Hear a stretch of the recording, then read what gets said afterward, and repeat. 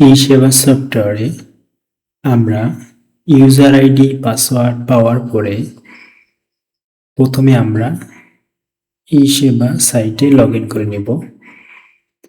Log in করার পরে আমরা নির্দেশনা অনুযায়ী সেটিংস থেকে ইউনিয়ন প্রোফাইলে ক্লিক করে ইউনিয়নের তথ্যগুলো ইংরেজি আপডেট করে নেব এবং ভেরিফাই সংক্রান্ত তথ্য এটা আমরা সর্বদা আপডেট রাখার চেষ্টা করব।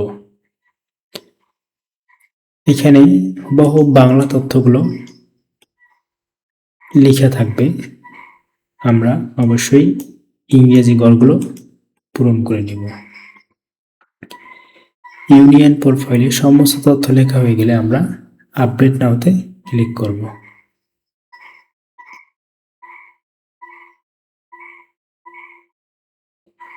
ইউনিয়ন প্রোফাইল আপডেট হয়ে গেলে আমরা চেয়ারম্যান প্রোফাইল, এখানে চেয়ারম্যানের নাম বাংলা এবং চেয়ারম্যানের পদবি, চেয়ারম্যান অথবা প্যানেল চেয়ারম্যান অথবা প্রশাসক এবং তার ফোন নাম্বার এবং নামের ইংরেজি এবং পজিশন ইংরেজি, এই তথ্যগুলো আমরা ঠিক সেম এভাবে আমরা পূরণ করে আপডেট নাও বাটনে ক্লিক করে দেব। এরপরে আমরা ভিলেজ অ্যাড,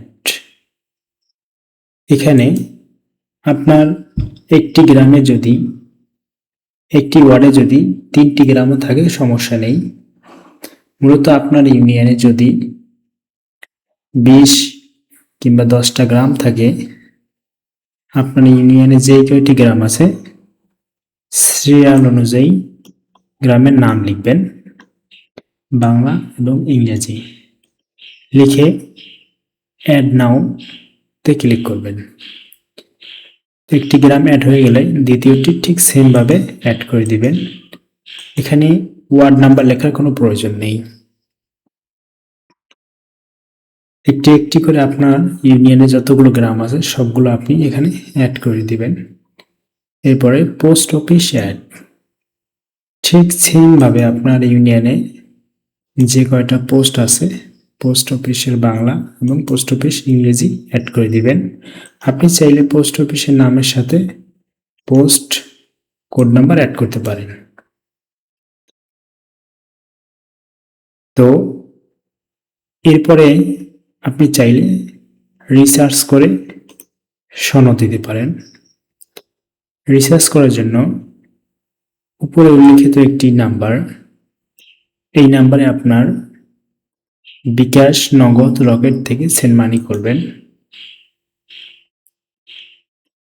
আপনি যে নাম্বার থেকে টাকা পাঠাবেন ওই নাম্বারটা ফর্ম নাম্বারের ঘরে লিখবেন এবং আপনি যখন সেন্ড মানি করবেন তখন একটা ট্রানজ্যাকশন আইডি পাবেন, সেই ট্রানজ্যাকশন আইডি বসিয়ে দেবেন এবং আপনি যে টাকার পরিমাণটা পাঠাবেন সেই টাকার পরিমাণটা বসিয়ে সেন্ড রিকোয়েস্ট দিলে অফিস আপনার তথ্যটাকে ভেরিফাই করে আপনার পেমেন্টটি রিসিভ করে দিবেন।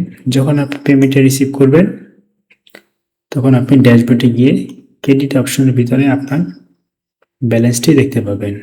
এরপরে আপনি নাগরিক আবেদন করে আপনার প্রয়োজনীয় সনদগুলো আপনি দিতে পারেন।